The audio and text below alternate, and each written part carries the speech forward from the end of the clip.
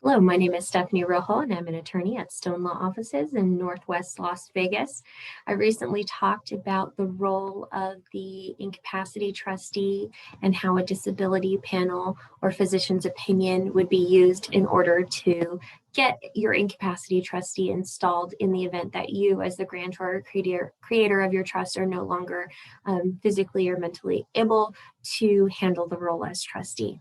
I want to take a few minutes to discuss with you the actual incapacity administration process when that comes up and how that works, so you have a better understanding of how things are going to run for your benefit in the event that you yourself are no longer able to serve as trustee. So just to recap one of the other videos that I recently posted, which is in the event that you are no longer able to serve as trustee over your trust, you have memory challenges which prevent you from making good decisions regarding your trust, or you have physical challenges that prevent you from being able to manage the trust itself, you're going to have a determination that you are indeed incapacitated. This can come up with physicians' opinions, one or two. Maybe it's your spouse and a physician. Maybe you have a disability panel identified in the terms of your trust document. Whatever the case may be, in the event that you are no longer able to serve, your nominated incapacity trustee is going to be the person to step up and take over when you're no longer able to. Ideally, within your trust document, you have a primary name, an alternate name, maybe a third alternate, second alternate, third alternate. I'd like to see at least 3 total names. If you've got more, that's great, but 2 or 3 is a really great starting point. And you're probably going to be covered with that amount. It's good to have backups though. So that's something we can have a conversation about. Are your nominated incapacity trustees around your same age? Do they have similar health concerns? Or are there other, family members or friends that we might be able to appoint as your incapacity trustee? That's something you can address with your attorney during your fire drill review every 3 to 5 years. Ideally, you know who that person is in your documents right now. I'm not going to go into that anymore, other than you should have somebody listed in your documents, and you should have an alternate listed in your documents as well. So in the event that you're incapacitated, you're no longer able to manage your trust documents, then your incapacity trustee is going to step into that role.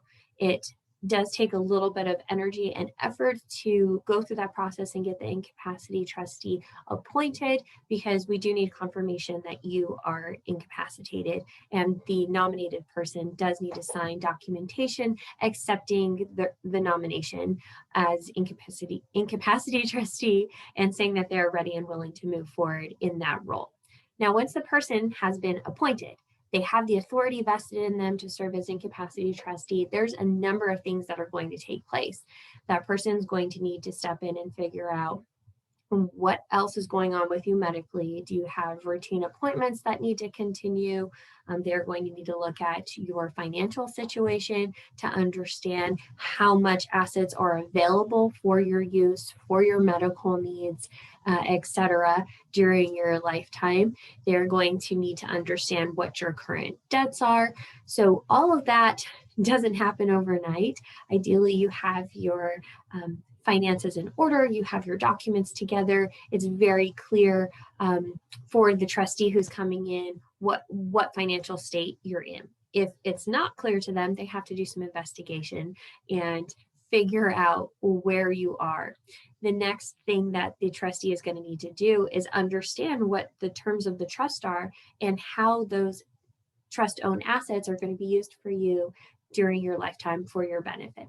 And most of the time, your trust says that you've created the trust, you own the assets that are titled in the trust, the trustee manages those assets, and while you're alive, there are no distributions to beneficiaries made during your lifetime other than to yourself, the creator of the trust. Now, I'm talking about a revocable living trust here, so please keep that in mind in this discussion.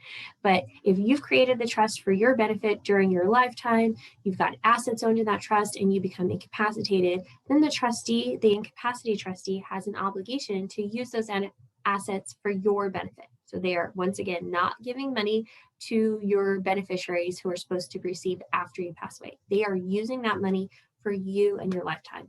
They're using that money to pay your ongoing bills. They're using that money to pay the mortgage on your house. They're using that money to potentially put you into an assisted living facility, whatever makes the most sense for you and your physical person. That incapacity trustee is oftentimes able to hire a care manager who can come in, evaluate your situation, and make recommendations for the type of care that you need and the resources that should be made available to you in that incapacitated state to elevate your life and improve your quality of life while you are alive. So there are a lot of other nuances that come into play with incapacity administration. I just touched the surface of them, that the trustee is going to have to step in, figure out where everything is, figure out what's going to make most sense for you in your treatment, and we'll move forward with paying any of the bills that are associated with you.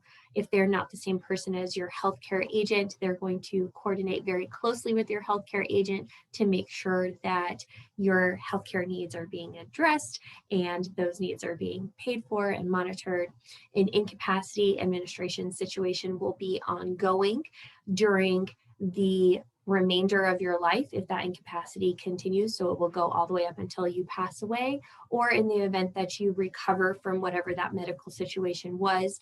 And if doctors clear you or your disability panels clears you, you may be able to step back into that role as trustee.